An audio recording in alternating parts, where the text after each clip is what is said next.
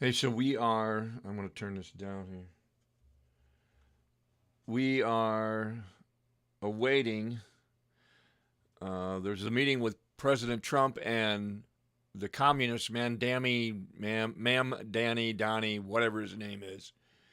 They met at the Oval Office today. We're got an hour into the meeting so far. And so we'll see what transpires. I'm going to step away. The camera's going to be off. I'm going to step away for a few minutes, but I want to keep the live stream going. So in case something happens. But I'll be back later on.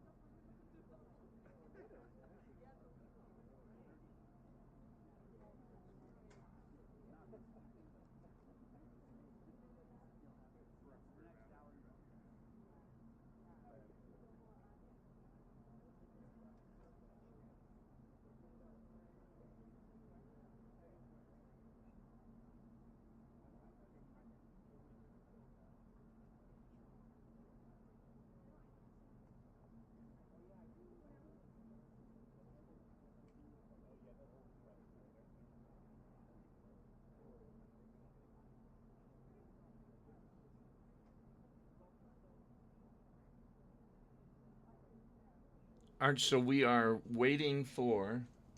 Sorry, we're waiting for uh, the meeting to be done. It looks like it's taking a little bit longer than what's anticipated, and I don't.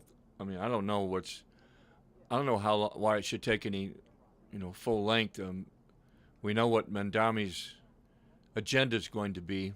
We'll see how masterful President Trump is. It's been over an hour, so I've got a few things I got to take care of. So I'm going to skip on out of here, and I'll be checking back periodically.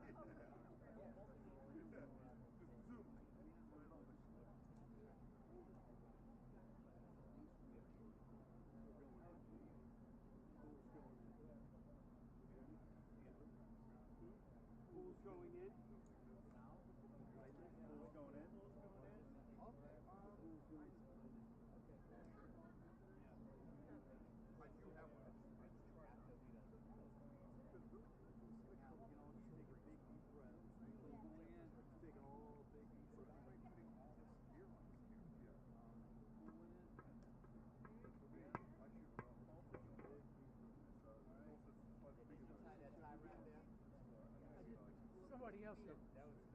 So everybody good on mic check? White balance. Mic check. Test. Check. 1, 2, 3, 4, 5. I'll spin it around. Give me a minute. Mic check. Test. 1, 2, 3, 4, 5, 6, 7, 8, 9, 10. Mic check. Test. 1, 2, 3, 4, 5. Everybody good? We'll swing at 90 degrees. Oops. I'm sorry. A little higher, please. A little higher? Yeah. How about a little lower? A little higher. A little lower. A little higher. We good? All right. Everyone good?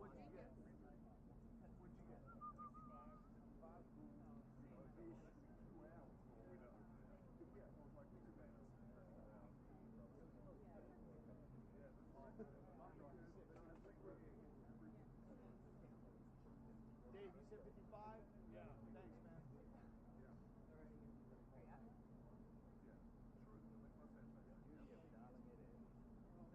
Yeah, man. I love the dial.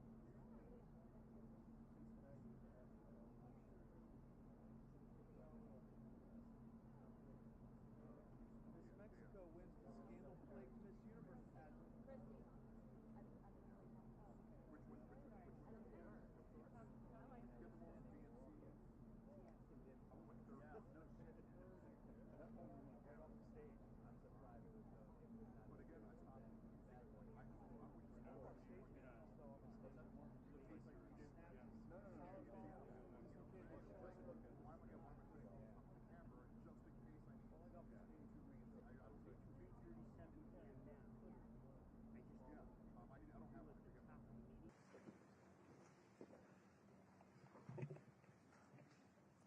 So I don't think Mamdani's going to actually come out and say anything, either him or just had a President great meeting, Trump. a really good, very I'm not productive sure, meeting. We but have we'll see. one thing in common. We want this city of ours that we love to do very well.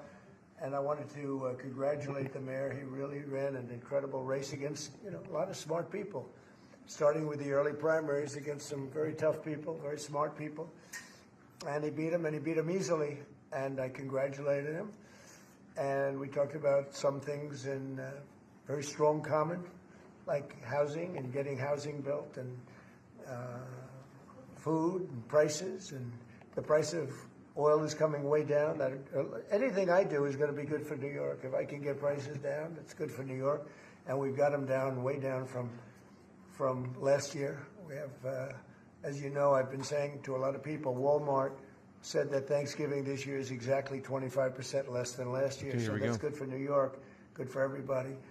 But I just want to congratulate. I think you're going to have hopefully a really great mayor. The better he does, the happier I am, I will say. There's no difference in party. There's no difference in anything. And we're going to be helping him to make everybody's dream come true, having a strong and very safe New York. And congratulations, Mr. Mayor. Thank you, Mr. President. Thank you. I appreciate it. Please. I appreciated the meeting with the president, and as he said, it was a productive meeting focused on shared admiration and love, which is New York City, and the need to deliver affordability to New Yorkers, the 8.5 million people who call our city their home, who are struggling to afford life in the most expensive city in the United States of America. We spoke about rent, we spoke about groceries, we spoke about utilities, we spoke about the different ways in which people are being pushed out, and I appreciated the time with the president, I appreciated the conversation. I look forward to working together to deliver that affordability for New Yorkers. Thank you very much. Any questions, please? President Trump, Stephen Nelson from the New York Post. I've got a question for you and then also one for the mayor-elect. For you, you've referred to Mr. Mamdani as a communist. Could you describe why you feel that way? And also, will you do anything to stop him from arresting Prime Minister Netanyahu if he visits New York? Well, we didn't discuss your second part of the question, and on your first part, I mean, he's got views that are a little out there, but who knows? I mean, we're going to see what works, or he's going to change also. We all change. I changed a lot. From when I first came to office. It's now quite a while ago. It's quite a while. My first term was great. We had the greatest economy in the history of our country. We're doing even better now. We're doing much better now than we did even the first term. And I can tell you some of my views have changed. And we had discussions on some things. I'm not going to discuss what they were, but that I feel very confident that he can do a very good job. I think he's going to be. I think he is going to surprise some conservative people, actually, and some very liberal people. He won't surprise them because they already like him. And Mr. Mamdani, it sounds like you had a productive discussion, but just days ago you referred to President Trump as a despot who betrayed the country. You said you'd be his worst nightmare and accused him of having a fascist agenda. Are you planning to retract any of these remarks in order to improve your relationship? I think both President Trump and I, we are very clear about our positions and our views, and what I really appreciate about the President is that the meeting that we had focused not on places of disagreement, which there are many, and also focused on the shared purpose that we have in serving New Yorkers. And frankly, that is something that could transform the lives of the 8.5 million people who are currently struggling under a cost of living crisis, with 1 in 4 living in poverty. And the meeting came back again and again to what it could look like to lift those New Yorkers out of struggle and start to deliver them a city that they could do more than just struggle to afford it, but actually start to live in it. And I've been called much worse than a despot, so it's not that insulting. Maybe I think he'll change his mind after we get to working together. Yes, please. Mr. President, my name is Hassan from TV Lebanon. Good. I would like to ask you a question about the Middle East regarding Sure. you said that Hezbollah in Lebanon is not in a good position. And Lebanon now is the final unresolved after Gaza and Syria. Given your assessment, like, what do you say for the Middle East today? It's the independent state in Lebanon. And what is your next move to push toward disarmament? Sure. Well, we are pushing for total disarmament of Hamas and, frankly, everybody else. And we actually have peace in the Middle East. As you know, the King of Saudi Arabia just left yesterday. We had some great meetings, and he's made a contribution toward the United States of more than $1 trillion. We have now over $20 trillion coming in. No country has ever had anything like that. Not That's what I'm actually thinking, that President Trump has decided to wind down on the insults, especially when he meets people. And he needs to be careful about insulting someone who's a Muslim, because the Saudi Arabians, of course, is a Muslim country too, and the amount of money that they've invested in the United States could jeopardize it by insulting people. But, you know, I'm not the president, and the guy's still a communist, and he's still a Muslim. even close. If you go to 2 trillion or 1 trillion, it's a lot. We have 20 or 21 trillion dollars. I think that Hezbollah has been a problem in Lebanon, big problem. We're working with Lebanon. We're working with everybody in the Middle East. That's another thing I think we have in common. We want to see peace in the Middle East, and we actually have now, for the first time, peace in the Middle East after 3,000 years. And now we're going to refine it, and I think you're going to see some very positive things happen. There is a potential to invite the Lebanese president. Oh, sure. Oh, I would do that, absolutely. And if the mayor would like to be here for that meeting, because I know he feels very strongly. I think you feel very, very strongly about peace in the Middle East. I think we desperately want it, and that's something that I shared with the president, that when I spoke to New Yorkers who had voted for the president last November on Hillside Avenue and Fordham Road, I asked them why. I heard again and again two major reasons. One was that they wanted an end to forever wars. They wanted an end to the taxpayer dollars we had funding violations of human rights, and they wanted to address the cost of living crisis. And I appreciated the chance to discuss both of those things. he said a lot of my voters actually voted for him, and One in 10. And I'm okay with that. I'll do that. I'll sign it. Give it to me. I'll sign it in a minute. That's pretty good. Mr. President, Yeah, please. you threatened to send federal troops to New York City. You both have differences when it comes to ICE agents Right. in New York City. Mr. Mamdani, you called ICE a rogue government entity. I wonder how you reconcile your differences on both of those issues. Well, I think we're going to work them out, and I think that if we have known murderers and known drug dealers and some very bad people, you know, we want to get them out. And the mayor wants to have peace. We discussed this at great length, actually, maybe more than anything else. He wants to have a safe New York. Ultimately, a safe New York is going to be a great New York. If it's not safe, no matter how well we do with pricing and with anything else, we can talk about anything you want. If you don't have safe streets, it's not going to be a success. So we're going to work together. We're going to make sure that if there are horrible people there, we want to get them out. I think he wants to get them out maybe more than I do. So we'll work together. We discussed it at great length. Yes, please. Yeah, two questions, if I may. One for you, Mr. President, from BBC in a second. But first of all, to the mayor-elect. You're both from different parts of the political spectrum. You're both populists, though, and I just wondered to what extent the president's campaign style, his techniques, his social media use inspired any parts of your campaign. Well, I actually told the president that, so much of the focus of our campaign has been on the cost of living crisis. And when we asked those New Yorkers who had voted for the president, when we saw an increase in his numbers in New York City, that came back to the same issue: cost of living, cost of living, cost of living. And they spoke about the cost of groceries, the cost of rent, the cost of Con Ed, the cost of childcare. And too often politicians are looking to lecture to New Yorkers what they should care about as opposed to listen. And when we spoke to those voters who voted for President Trump, we heard them speak about cost of living. We focused on that same cost of living, and that's where I am really looking forward to delivering for New Yorkers in partnership with the president on the affordability agenda.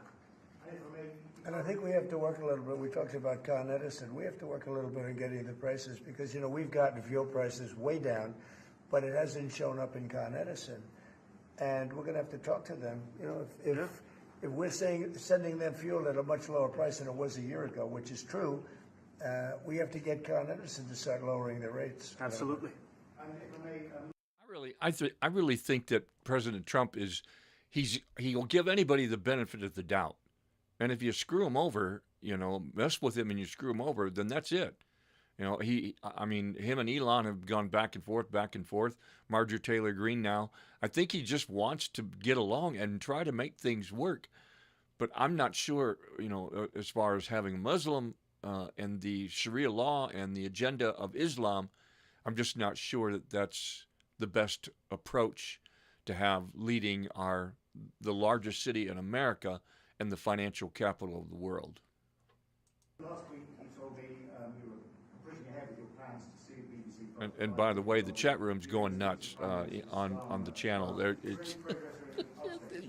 I can't even read the things they're saying. The Prime Minister, we made a deal with UK. I like him. He's a fine person. And, I think they have some big energy problems. They've got windmills all over the place. They're going to have to start using other methods because their energy is out of control. Talking about in the UK, it's out of control. And he's got that problem. He's got a big immigration problem, as you know, and he's got a big energy problem. And we talk about it. He's a good man. Prime Minister's a good man. You had a chance to speak this week. I haven't spoken this week. Have you spoken to President Zelensky or do you intend to? Who? President Zelensky about your plan? Did you meet with them? I've spoken with their people. We have a plan. It's horrible what's happening. It's a war that should have never happened. It would have never happened if I was president, and it's a shame. And I thought they should have acted quicker. But it's a cold winter, and a lot of the you talk about utilities, but a lot of the big energy-producing plants have been under attack, to put it mildly, to put it nicely. We have a way of getting peace, or we think we have a way of getting peace. He's going to have Okay, I'm going to step away again. I've got some other things I got to take care of. I'll be back here in about 2 minutes. Month they lost 25,000 soldiers. This is something we haven't seen anything like this since the Second World War. They're averaging 6,000 or 7,000 a week between the two of them, dead soldiers, and it goes on, and I think they're getting reasonably close. But I don't want to predict. I would have said that would have been one of my early ones. I did 8 peace deals of countries, including in India, Pakistan. You could even go, in fact, they're coming here in a week or two, go to the Congo and Rwanda. That was 10 million people dead, and we worked something out on that. But so many. And the one I thought would have been, for me, because I have a very good relationship with President Putin, I thought that would have been maybe quicker. But it does take 2 to tango. And now you just see all the death. And, it doesn't affect us other than the fact that we don't want to see all those people. That really, it's on the other side of the ocean. It's a war that should have never happened. It did happen. I blame the person also sitting right behind this desk. This is a war that should have never happened, and it wouldn't have happened if I were president. But we're trying to save a lot of lives. They're losing 25,000 lives over the last short period of time. That's Ukrainian and Russian, and it's a shame. What happens to President? I want to ask the mayor-elect about a House resolution just passed overwhelmingly to condemn socialism including with 86 Democrats, all of House Dem leadership, and the minority leader, Hakeem Jeffries, despite his endorsement of you. What's your reaction to that? I have to be honest with you, I focused very little on resolutions. Frankly, I've been focusing... Dem socialism. I understand. I think the focus is on the work at hand. I can tell you I am someone who is a democratic socialist. I've been very open about that. And I know there might be differences about ideology, but the place of agreement is the work that needs to be done to make New York City affordable. That's what I look forward to. And I want to clarify your answer to Stephen Nelson. He asked about your comment calling the president a fascist. And your answer was, both President Trump and I have been clear about our positions and our views. Are you affirming that you think President Trump is a fascist? I've spoken about... That's okay. You can just say yes. Okay. Okay. Yeah. It's easier. Yes. And Mr. President, I wanted to ask you also about this Ukraine plan. Yeah. President Zelensky said today that his country would risk either giving up a partner or giving up its dignity. There's been criticism that this deal... You mean he doesn't like it?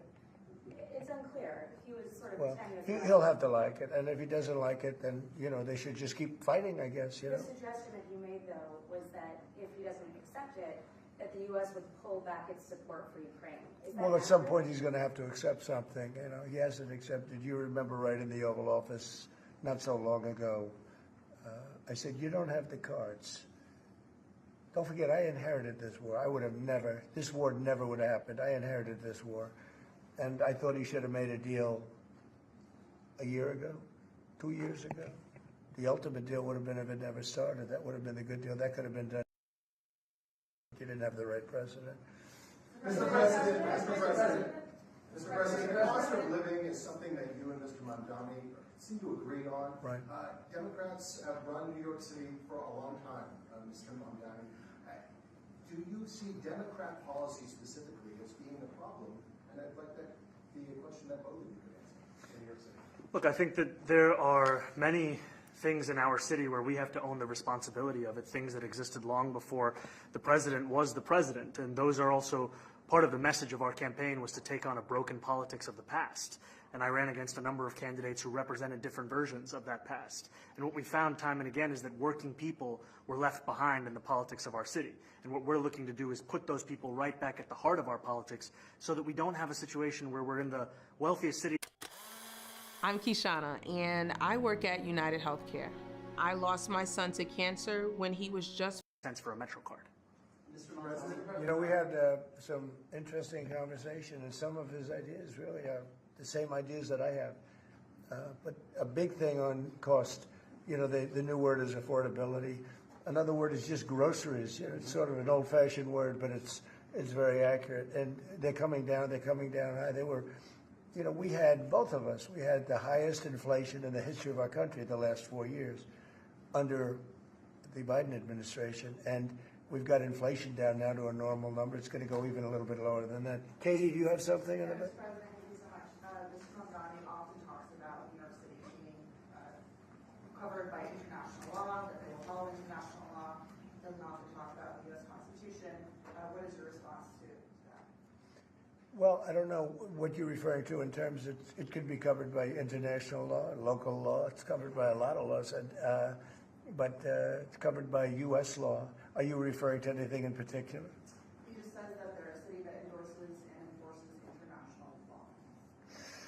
Is that at odds with? No, I don't know. Would you want to respond? Yeah, I think what I've shared with the president is our desire to not only follow the laws of our own city, laws that protect New Yorkers, but also a desire for consistency in our politics across the board. And that's something that we've talked about and something that I know many New Yorkers want. We discussed ICE and New York City, and I spoke about how the laws that we have in New York City allow for New York City government to speak to the federal administration for about 170 serious crimes. The concerns that many New Yorkers have are around the enforcement of immigration laws on New Yorkers across the 5 boroughs, and most recently we're talking about a mother and her 2 children, how this has very little to do with what that is. What we did is we discussed crime. More than ICE per se, we discussed crime. And he doesn't want to see crime, and I don't want to see crime. And I have very little doubt that we're not going to get along on that issue. He wants to, and he said some things that were very interesting as to housing construction, and He wants to see houses go up. He wants to see a lot of houses created, a lot of apartments built, etc. And you know, we actually people would be shocked, but I want to see the same thing. That may have been what. Let's see. That may have been what really attracted President Trump to his inspiration of the housing crisis that's going on in New York. And I'll be really brief. A 2-bedroom apartment in the Bronx is $4,400. That's a lot. Please. Protesters. Jack? Mr. President, I want to know, one of the policies as well that Mayor-elect Mamdani talked a number of times about on the campaign was shifting the tax burden for property taxes from what he called minority communities to white-based communities and putting more taxes on white people. I also noticed that in your acceptance speech you didn't mention anything about America or Christians or white people in general, and so I didn't know if that was one of the policies that you guys had spoken about. We focused on affordability. We focused on the cost of living crisis. What I will say is that I am very much interested in property tax reform, because what we see right now in New York City is a system that is so inequitable that it can't even stand up in court. And the President and I spoke about the importance of not only building more housing, but also making sure that regulation of housing is something that is manageable to actually get through and not the cause of yet another weight that we see in our But to city. be clear, you're continuing this idea of race-based property taxes. No, to be very clear, That's what you said. no, Yes, it is. the use of the term was a description of neighborhoods, not a description of intent. So you intend to tax the whiter neighborhoods more? No, we intend to create a fair property tax system because we want a New York City that is not only fair and equitable, but also one that every New Yorker can afford. Please, go ahead. Mr. Mamdani, anti-Israel protesters just targeted a synagogue in New York. Are you concerned about Jewish New Yorkers feeling welcome and safe in the city? And President Trump, you threatened to cut off federal funding to New York City. What policies would prompt you to do that? Would that be city-run grocery stores? Would it be something else? Well, I think if we didn't get along, whether it's cut off or just make it a little bit difficult or not give as much, we want to see, I use the term, we don't want good money going after bad. And we don't want that to happen. I don't think that's going to happen. I did say that, you know, subject to what policies are being set. We had a meeting today that actually surprised me. He wants to see no crime. He wants to see housing being built. He wants to see rents coming down, all things that I agree with. Now, we may disagree how we get there. The rent coming down, I think one of the things I really gleaned very much today, he'd like to see him come down, ideally, by building a lot of additional housing. Yeah. That's the ultimate way. He agrees with that, and so do I. But if I read the newspapers and the stories, I don't hear that. But I heard him say it today, and I think that's a very positive step. No, I don't expect. I expect to be helping him, not hurting him. A big help, because I want New York City to be great. Look, I love New York City. It's where I come from. I spent a lot of years there. Now I'm right here. We took a big setback with the mayor that we had, Dave de Blasio. I thought it was a tremendous setback for the city. I think this mayor can do some things that are going to be really great. This is where I'm going to be very optimistic or pessimistic on what Wall Street's going to think. We'll see how the market's going to react Monday morning. Okay, how about you? Go ahead, please. You're a billionaire. You have a different address nowadays than you used to. But you used to call New York City home. Would you feel comfortable living in New York City under a Mamdani administration? Yeah, I would. I really would. Especially after the meeting. Absolutely. What makes you comfortable? We agree on a lot more than I would have thought.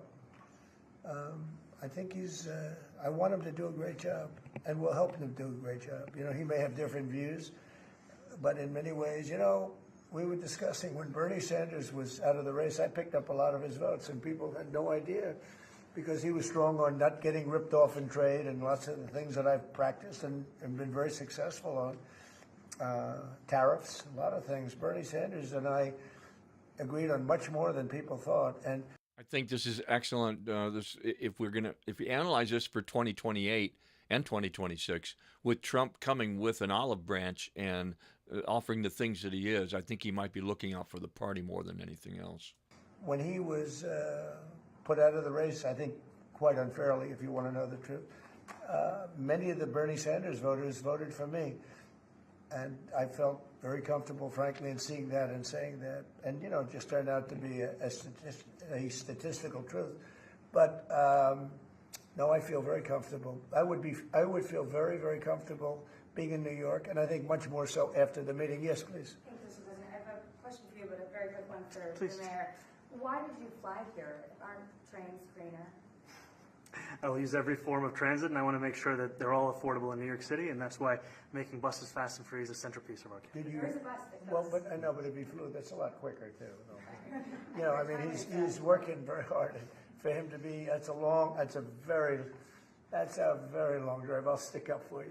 The plane takes you 30 minutes, and driving takes you a And long Mr. time. President, I was wondering if you could clear up some confusion around a Washington Post report. There was this explosive report that the Coast Guard is no longer going to characterize swastikas and nooses as hate symbols. DHS called that a lie and fake news. Can you clear up? I don't know anything about it. When was this written? I think yesterday. Well, look, the Coast Guard's an incredible group of people. I know them very well. We just ordered a lot of new Coast Guard cutters. Beautiful, the most magnificent ship. They look like yachts with lots of guns on them. So I don't know. I haven't seen any report like that, but certainly we want them to remain a great force, and they are. Mr. President, and you did a piece in all the 9 months around the world. I would like to ask Mr. Mamdani, you've accused the U.S. government of committing genocide in Gaza while President Trump was working on peace. Why that? I've spoken about the Israeli government committing genocide, and I've spoken about our government funding it. And I shared with the president in our meeting about the concern that many New Yorkers have of wanting their tax dollars to go towards the benefit of New Yorkers and their ability to afford basic dignity. And what we see right now is we're in the 9th consecutive year of more than 100,000 school children being homeless in our city. And there's a desperate need not only for the following of human rights, but also the following through on the promises we've made New Yorkers. And I appreciated the meeting we had and He deflected the that work that pretty we could good. do. Do you agree that President Trump did do a peace and worked hard to make the peace? Because he worked hard to do the peace in the Middle East and everywhere. Do you agree with that? I appreciate all efforts towards peace, and I shared with President Trump that when I spoke to Trump voters on Hillside Avenue, including one of whom was a pharmacist that spoke about how President Trump's father actually went to that pharmacy not too far from Jamaica Estates, that people were tired of seeing our tax dollars fund endless wars. And I also believe that we have to follow through on the international human rights, and I know that still today those are being violated, and that continues to be work that has to be done no matter where we're speaking of. Mr. Thank you, President. Mr. President. Do you view the mayor-elect as the true leader of the Democrat Party? And do you think Leader Schumer is a leader Jeffries, have to follow his lead? Well, look, I hope they have great leaders. This is a man that right now I think is focused in New York City. I really think he has a chance to do a great job. We're going to help him, but I really think he has a chance to do a great job. But I'll let you answer that. Do you consider yourself the leader of the Democrats? I think it's more appropriate for him. I consider myself the next mayor of New York City, and I keep my horizons firmly on New York City, and I appreciate the meeting with the president, which focused again on the 5 boroughs and whether New Yorkers could afford to live there. By the way, being the mayor of New York City is a big deal. Absolutely. I always said, one of the things I would love to be someday is the mayor of New York City. Being the mayor of New York, and especially now, because I think you're at really a turning point, one way or the other. It could go great, or it can go in a different direction. And I think you really have a chance to make it great. I appreciate it. Mr. President, you said you love New York City. Mr. Mamdani, does New York City love President Trump? New York City loves a future that is affordable, and I can tell you that there were more New Yorkers who voted for President Trump in the most recent presidential election because of that focus on cost of living, and I'm looking forward to working together to deliver on that affordability agenda. I got a lot of votes. One more. Go ahead. 1 or 2 more. Go ahead. I tell you, the press has eaten this thing up. I've had a lot of meetings with the heads of major countries. Nobody cared. This meeting that you people have gone crazy. Outside you have hundreds of people waiting. This is just a small little group. For some reason, the press has found this to be a very interesting meeting.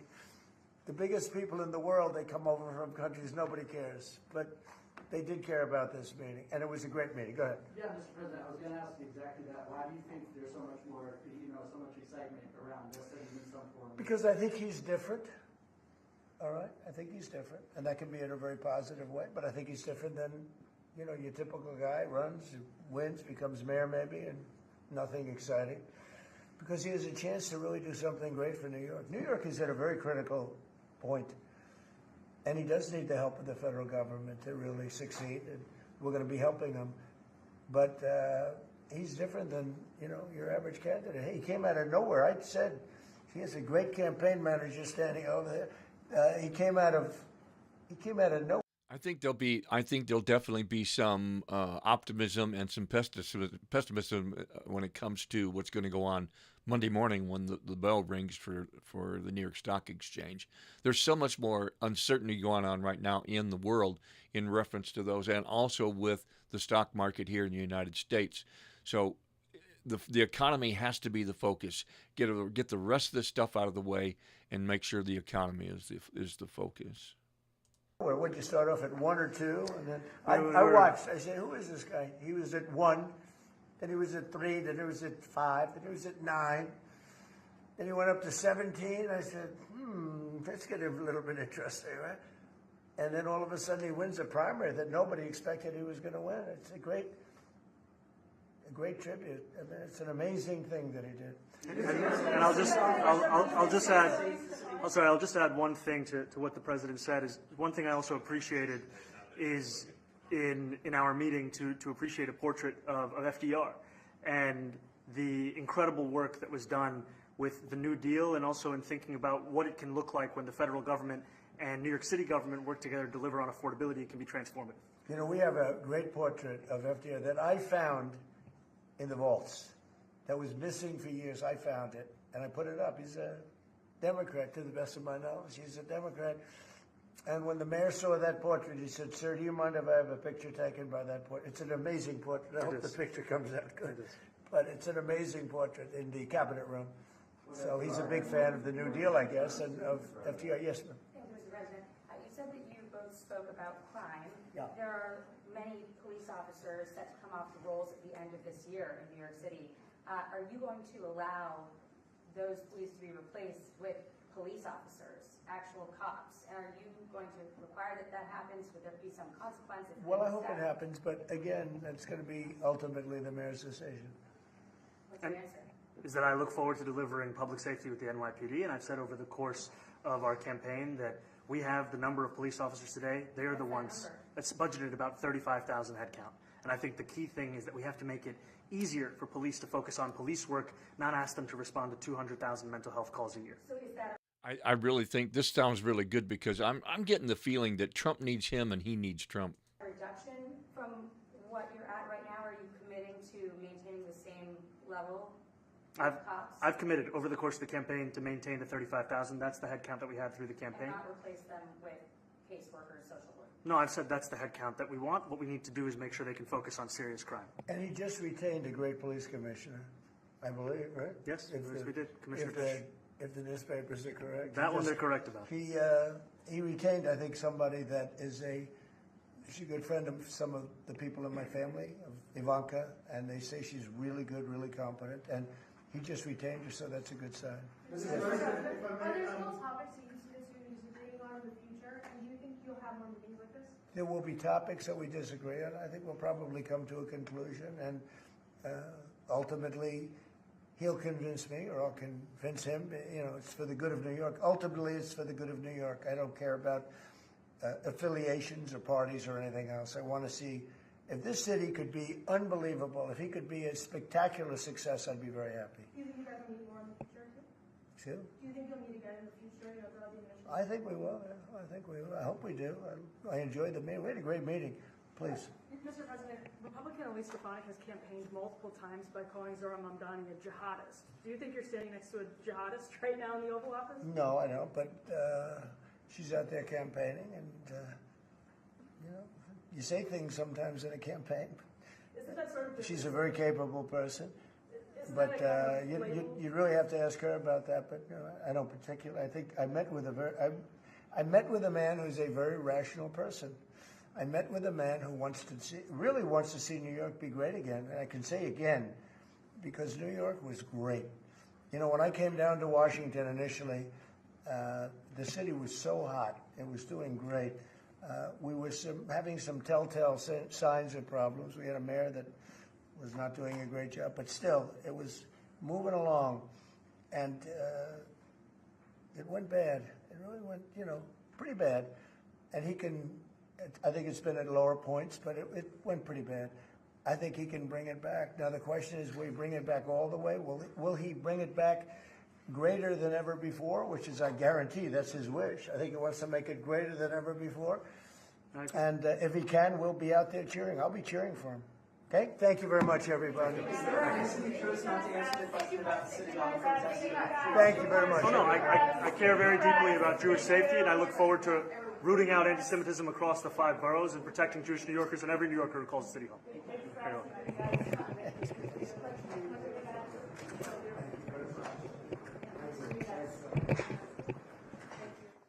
Okay, well, there you have it. I'm just wondering what's going to be on CNN and MSNBC and Fox News, how they're all going to look at this and the angle they're going to get it from. It's going to, the recent things that have been taking place up in here in Michigan and Dearborn, what's going on in Minneapolis, Greg Abbott banning Sharia law, Mamdani being a Muslim. What's going to take place? How does the olive branch happen here?